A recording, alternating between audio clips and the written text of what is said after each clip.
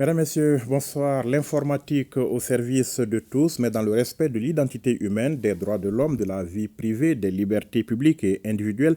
Toute personne a ainsi droit à la protection de ses données personnelles. Oui, l'État du Mali, à travers une loi qui assure aux personnes physiques ou morales, publiques ou privées, la protection de leurs données à caractère personnel sans distinction aucune. Ainsi est née l'APDP, l'autorité de protection des données à caractère personnel. Sa mission, veiller à la protection des données à caractère personnel et participer à la réglementation du secteur. L'APDP très préoccupée aujourd'hui par certains usages que certains de nos compatriotes font des réseaux sociaux. En témoigne son dernier communiqué en date. Nous en parlons ce soir. Professeur Mamadou Samasekou, bonsoir.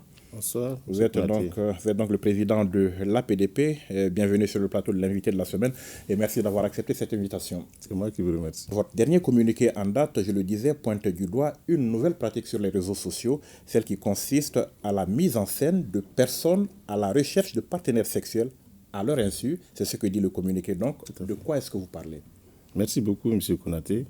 Et comme vous l'avez dit, c'est avec l'avènement des réseaux sociaux et la révolution numérique, nous assistons à de nouvelles pratiques, parfois positives, mais malheureusement, dans ces cas, c'est une pratique négative. De quoi s'agit-il?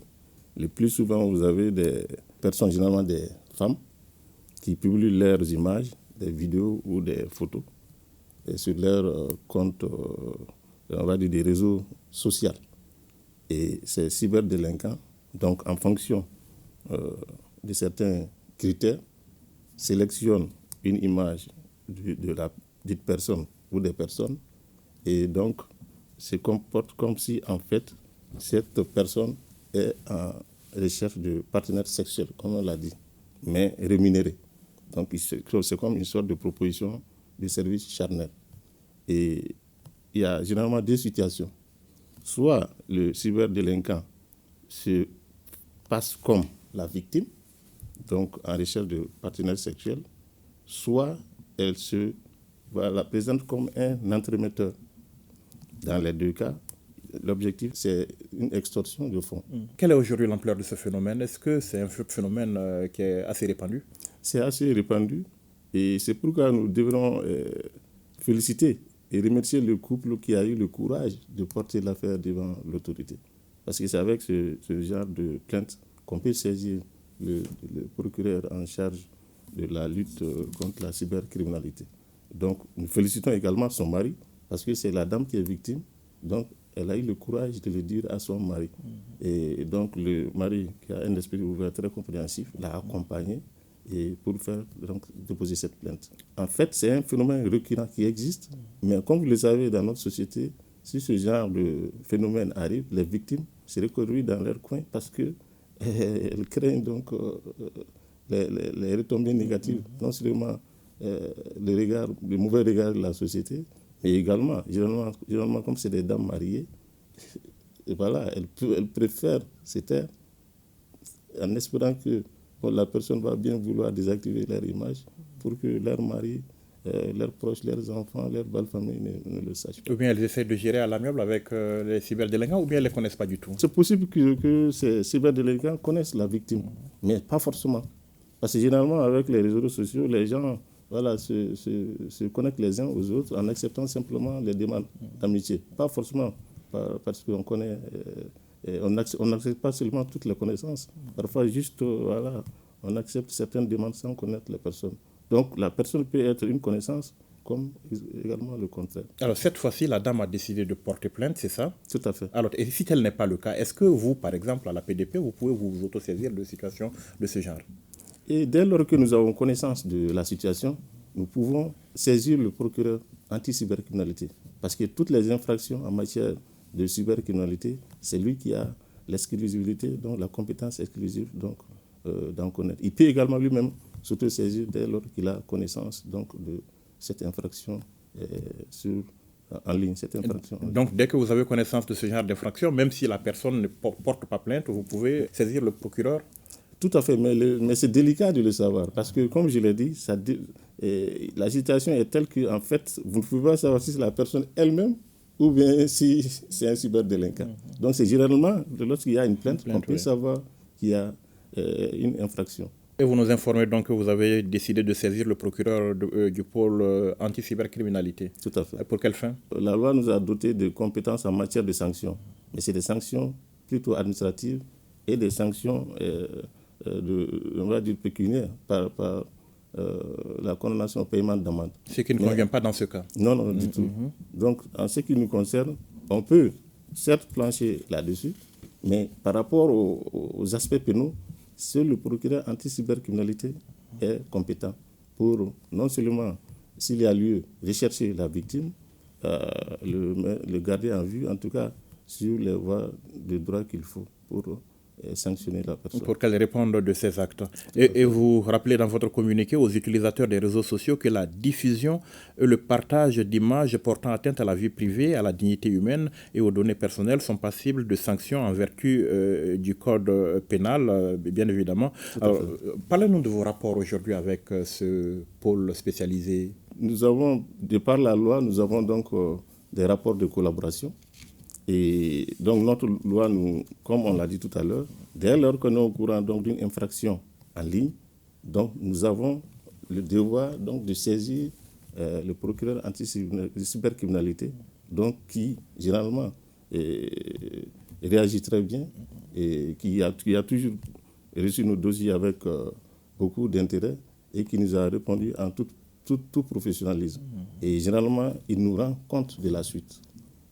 Donc c'est vraiment des relations de collaboration et tout se passe bien. Et ça donne quels résultats concrètement, cette collaboration? C'est important parce que dans la mesure où, là, il faut saluer le gouvernement, le ministre de la Justice à travers le gouvernement, parce que le gouvernement est en train de mener un certain nombre de réformes au niveau de la justice. Donc ces réformes ont fait que dans le domaine donc, de la cybercriminalité, on va dire, nous, on est là pour la protection des données personnelles, mais nous occupons des aspects de sanctions administratives. Donc, tout ce qui concerne les infractions, donc la loi nous oblige à saisir donc, le procureur anti-cybercriminalité. C'est lui qui a la compétence exclusive en matière pénale pour les infractions en ligne ou les infractions sur les données à caractère personnel. C'est votre mission globalement, de protéger un peu notre vie privée, mais rappelez-nous dans les grandes lignes quand même cette mission qui vous a été confiée à votre création. L'APDP est un service mal connu. Et c'est compréhensible parce que le droit même de la protection des données à caractère personnel est un droit relativement nouveau. Parce que c'est à partir des années 2000 que ce droit est intervenu en Afrique. Donc le Mali a légiféré et à la suite donc, de l'acte additionnel de la CEDEAO en 2010. Donc le Mali a adopté une loi en 2013 portant protection des données à caractère personnel. Donc nous, notre principale mission, comme le nom de la loi l'indique, c'est de veiller à la protection des données personnelles des citoyens et de participer à la réglementation du secteur. Concrètement, ça veut dire quoi? Chaque fois qu'il y a une plainte en matière de protection des données à caractère personnel, donc nous devrons examiner est-ce que c'est nous qui avons la compétence. Si nous n'avons pas la compétence, donc nous saisissons le procureur. Ça veut dire également que et chaque fois qu'il y a un texte législatif ou réglementaire donc qui touche au droit des données personnelles, généralement, les autorités concernées nous saisissent pour qu'on examine est-ce que le droit des données des personnes, est-ce que ce droit est respecté. Dans les cas contraires, nous proposons des recommandations. Et si ne saisissent pas, si ces autorités ne saisissent pas également, nous attirons leur attention. Et le plus souvent, ça se passe bien. Ça veut dire également que nous sommes surtout connus par rapport au système de vidéosurveillance. D'accord. Chaque fois que voilà, un citoyen, et pas forcément un citoyen, tous ceux qui sont sur le territoire national, nationaux et étrangers, veulent installer un système de vidéosurveillance, que ce soit des particuliers ou des sociétés, donc elles ont l'obligation de demander notre avis. Parce que, au-delà de leur liberté, il y a quand même le droit des autres à respecter. Donc nous vérifions est-ce que ces droits sont respectés pour autoriser. C'est vraiment une autorité qui a une compétence transversale parce que nous intervenons dans beaucoup de domaines. Malheureusement, c'est un service mal connu, ce qui fait que dans nos missions, le législateur nous a donc donné la mission d'informer et de sensibiliser. C'est dans ce cadre que nous avons rencontré pratiquement toutes les, on va dire, les institutions constitutionnelles Nous avons rencontré beaucoup de ministres et ça continue. Nous avons commencé à rencontrer les fêtières. Nous animons des conférences, débats, des panels et des conférences en ligne. Et vraiment, et au nom également de cette mission, nous sommes les premiers conseillers de l'État du Mali. Et chaque fois que l'État du Mali doit exprimer une position en matière de protection des données personnelles, nous devrons participer donc à cette expression de la position de la République du Mali. C'est vraiment beaucoup de missions. D'accord, M. Samasekou. Ouvrons quand même une petite parenthèse et dites-nous, qu'est-ce qu'on considère comme données à caractère personnel et pourquoi est-ce qu'il est si important pour l'État que ces données soient protégées? Très importante question, parce que quand on dit données personnelles, il s'agit en termes très simples de toute information permettant d'identifier une personne physique de façon directe ou indirecte. Quand on dit information directe ou indirecte, qui permet d'identifier une personne, donc il peut s'agir de données ordinaires comme des données sensibles. Par rapport aux données ordinaires, ça peut être des données relatives aux données d'état civil, ça peut être des données relatives aux données professionnelles, ça peut être des données relatives à la vie de tous les jours. Mais il y a ce qu'on appelle quand même des données sensibles et dont le traitement est vraiment encadré par la loi, notamment l'article 9 de notre loi. Donc, en fait, des données sensibles, il s'agit en fait de l'état de santé, par exemple, des données d'opinion philosophique, des données par rapport à l'ethnie, l'identification ethnique d'une personne, par rapport aux opinions religieuses. C'est vraiment très vaste. Et là, la loi, seulement dans certaines conditions, autorise donc la collecte et le traitement de ces données. Par exemple, s'il s'agit de préserver la vie de la personne concernée, ou s'il s'agit en fait d'une association ou d'un organisme à but non lucratif, et par exemple dans le cadre religieux, dans le cadre syndical, dans le cadre politique.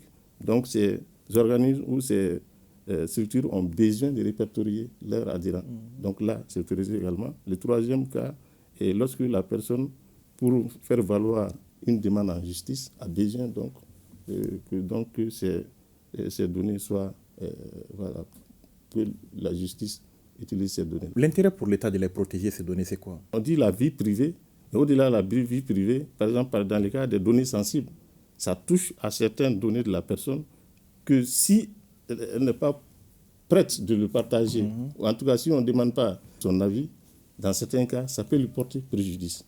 Donc c'est pourquoi la loi donc, a mis en place certains principes, comme le principe de finalité, c'est-à-dire que par rapport au but poursuivi pour la collecte et le traitement, donc il faut que ce but soit annoncé donc, à la personne à qui on veut collecter et traiter les données par rapport à la proportionnalité. Est-ce que le but poursuivi est proportionnel à la collecte des données qu'on poursuit?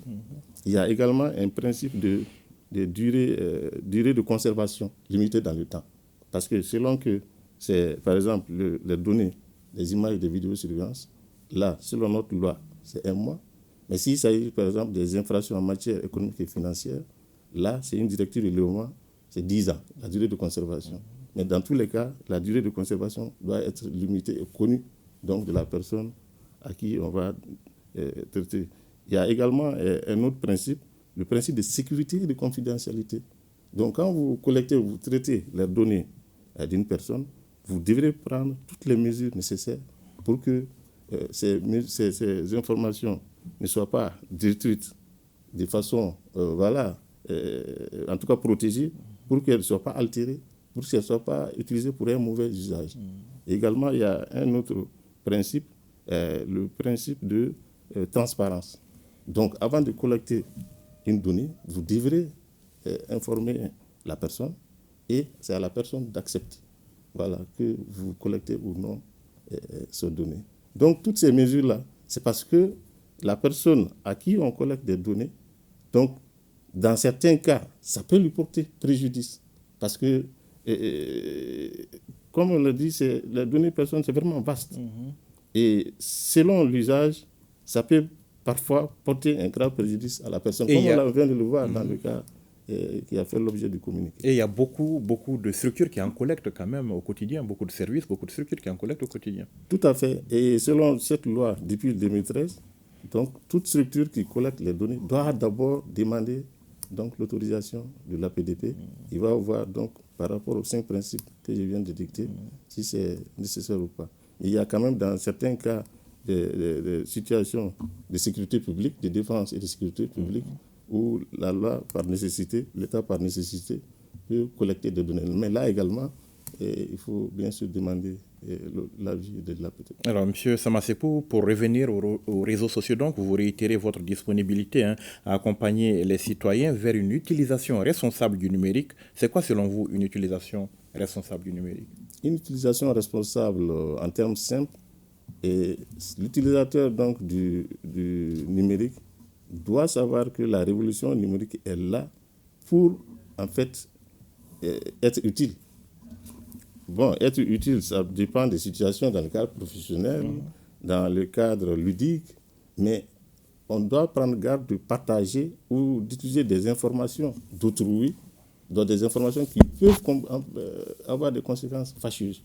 Voilà. Chaque fois qu'on vous envoie des images, chaque fois qu'on vous envoie des informations d'autres personnels, avant de transférer ou de partager, il faut bien lire, être sûr que cette information ne va pas porter préjudice, être sûr que ça ne va pas compromettre la dignité de la personne, mais également sa liberté. Parce que, comme je l'ai dit dans le cas dont nous avons parlé, la personne, plutôt être responsable, donc les personnes qui partagent leurs images, elles doivent veiller en fait à savoir que les images qu'elles partagent, ces personnes qu'elles partagent, que ces images peuvent être mal utilisées par d'autres personnes. Donc, il ne s'agit pas seulement des cyberdélinquants, il s'agit en fait de tous ceux qui utilisent donc, le numérique, de veiller à ce que l'usage qu'il fait donc de cet outil qui est là pour nous servir ne soit pas en fait que ce soit le contraire. D'accord, tous ceux qui utilisent le numérique, mais est-ce que votre message quand même peut s'adresser à une couche particulière qui est peut-être plus exposée à cette pratique que les autres? Et tout à fait. Et il y a surtout 2 couches. Et la première couche, c'est les enfants. Et la seconde, c'est malheureusement les femmes. Et il n'y a pas eu d'études à notre niveau. Et nous constatons que le plus souvent, c'est soit des enfants mineurs qui sont victimes, soit le plus souvent, c'est les femmes.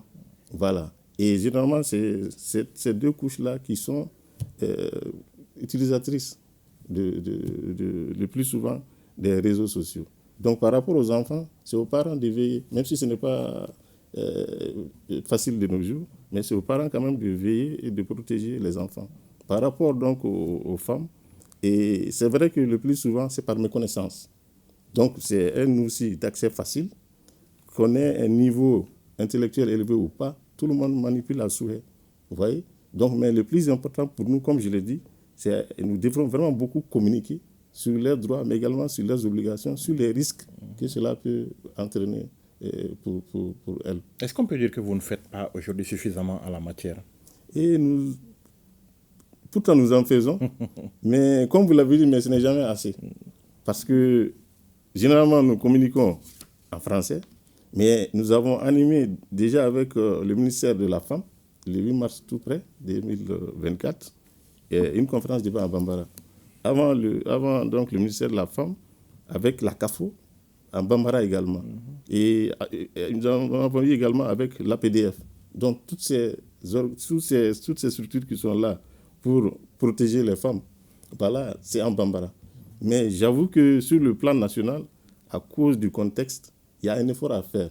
Donc, nous allons aller crescendo. C'est pourquoi d'ailleurs, c'est important, parce qu'il y a la question des ressources également. Et nous marchons essentiellement, sinon exclusivement, grâce donc, à la subvention de l'État, à la dotation budgétaire. Nous n'avons pas de ressources propres.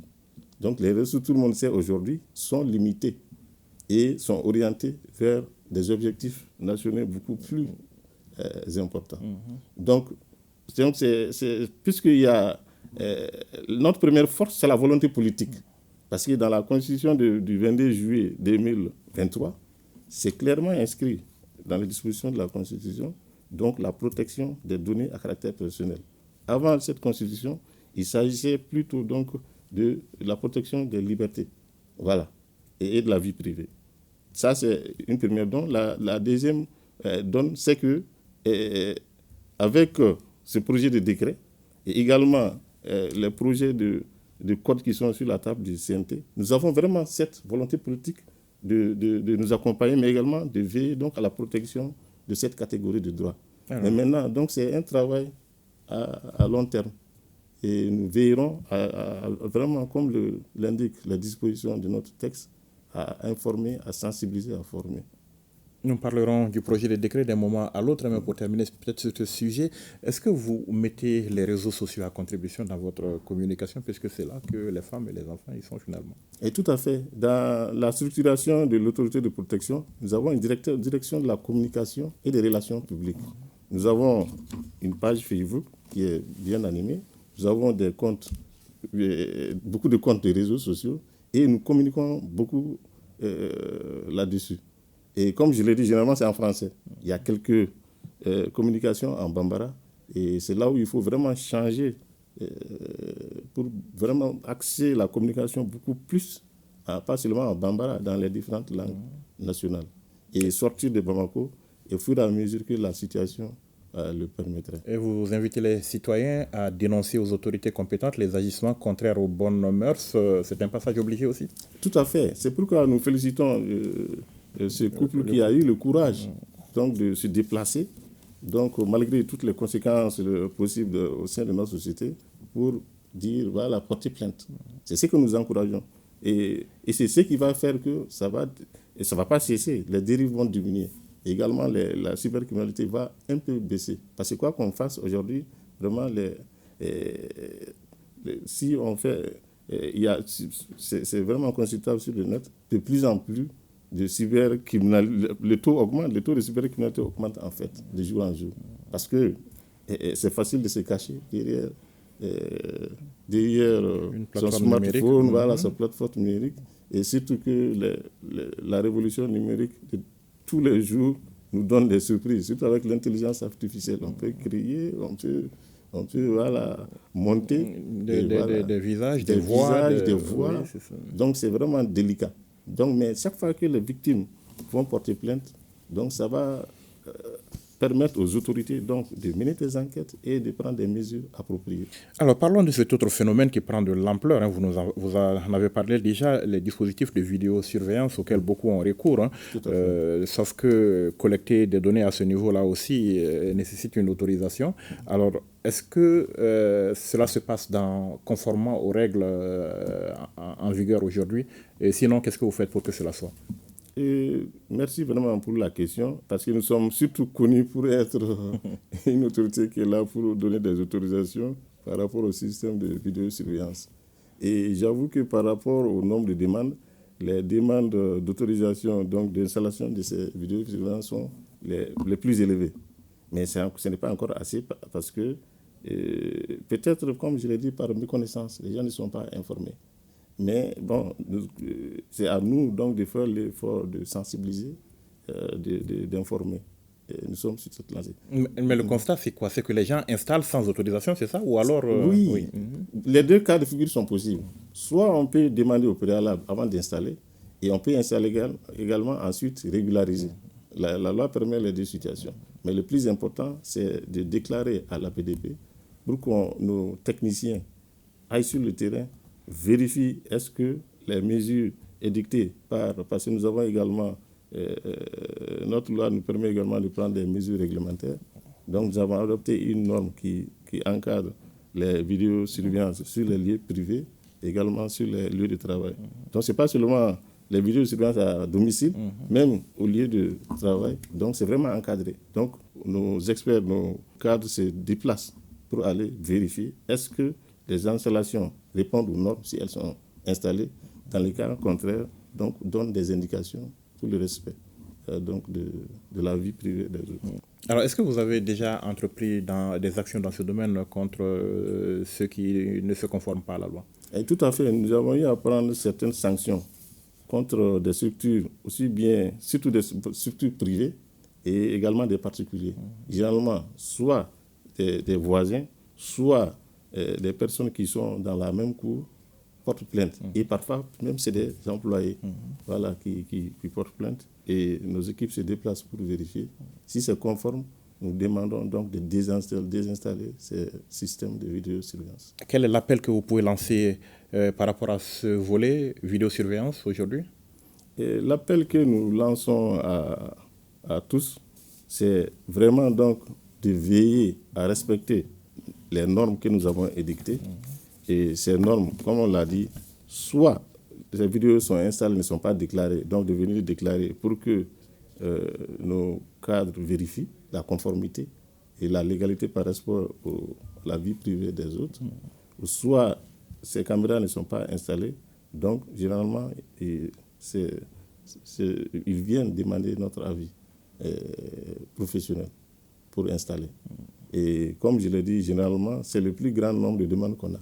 Voilà. D'accord. Dernier sujet donc de cet entretien du jour, M. Samassékou. Le 2 mai dernier, si je ne m'abuse, le Conseil des ministres adoptait ce projet de décret instituant le paiement des frais de dossier, de formalités déclaratives, de certification et d'agrément soumis à l'autorité de protection des données à caractère personnel. Dites-nous de quoi il s'agit.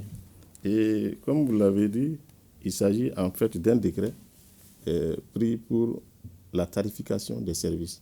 Parce qu'avant ce décret, tous les services rendus à l'autorité sont gratuits. Et alors qu'aujourd'hui, la tendance mondiale, c'est que les autorités sont des autorités administratives indépendantes. Donc, en principe, il y a l'indépendance vis-à-vis de l'autorité politique, mais également, la tendance mondiale, c'est que les autorités aient une sorte d'autonomie financière. Donc, avoir des ressources propres. C'est dans ce cadre que le gouvernement a adopter ces projets de texte. Donc ça veut dire quoi? Désormais, à partir donc il y a forcément des préalables. Donc à partir de tous les préalables vont être remplis. Donc désormais, les services rendus à l'APDP donc, vont être rémunérés selon les situations décrites dans le décret. Ça veut dire également que ceux qui ont déjà sollicité les services de l'APDP, généralement, dans leur formalité, la date limite est indiquée. Ceux qui ont en ce moment, donc ça veut dire les procédures en cours, saisi la PDP, également ces procédures ne sont pas concernées. Donc ce décret va régir l'avenir par rapport à la tarification. Alors est-ce que le décret il fixe déjà les montants ou il y aura d'autres textes pour fixer les montants et comment est-ce que les populations, les usagers seront informés de cela? Ce décret fixe les montants. Selon que c'est une personne morale ou une personne physique, les montants, si vous regardez, sont fixés. Par exemple, pour les personnes morales, vous avez ce qu'on appelle les frais de dépôt de dossier, de déclaration normale.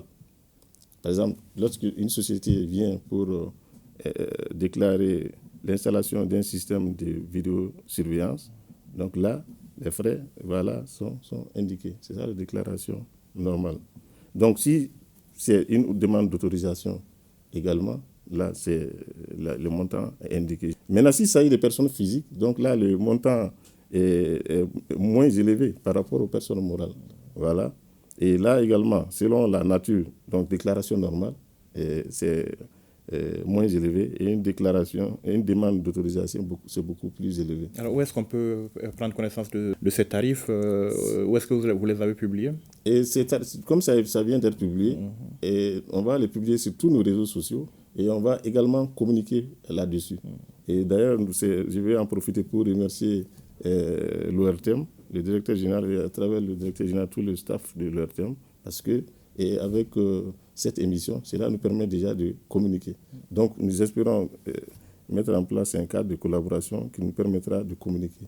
Comme on l'a dit, avec la situation du pays, c'est avec ces différents canaux qu'on pourra atteindre la majorité. Est-ce qu'en tant que citoyen, si j'ai envie de vous saisir, je vais être obligé de payer désormais? Si je me sens mes droits violés? Tout à fait. Dès lors que vous venez nous saisir, et par rapport à ces sollicitations, vous devrez payer. Parce que ce n'est pas à nous qu'on paye. Parce que c'est tous ces montants qui vont être payés vont être reversés au trésor public.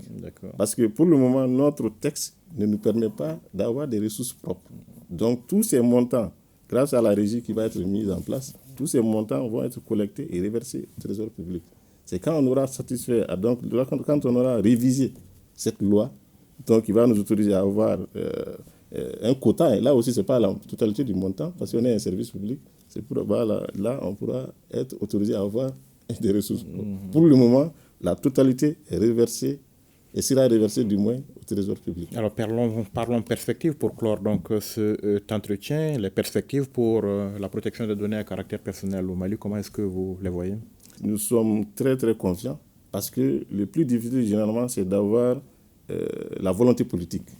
Nous avons la volonté politique parce que sur 55 États et en Afrique, ce n'est pas tous les États qui ont même une loi, à plus forte raison, une autorité. Voilà.